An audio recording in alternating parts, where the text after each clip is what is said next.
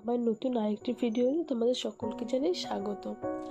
আজকে আমি বানাচ্ছি একটি ব্লাউজ, বোম্বে কাটিং ব্লাউজ। এটি আমার পাড়ারই এক কাকিমণি দিয়েছে আমাকে বানানোর জন্য, তো সেটাই আর কি বানাচ্ছি।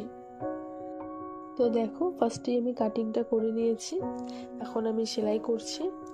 দেখো, আমরা যে ভিডিও করি, ভিডিওতে দেখে মনে হয় কি কত ইজি, কাটিং করলাম, স্টিচ করলাম, হয়ে গেল, কিন্তু আসলে কিন্তু সেটা না।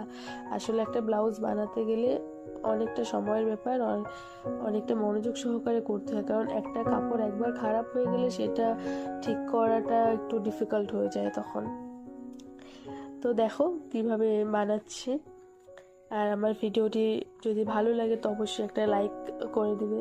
Thank you so much. Bye by.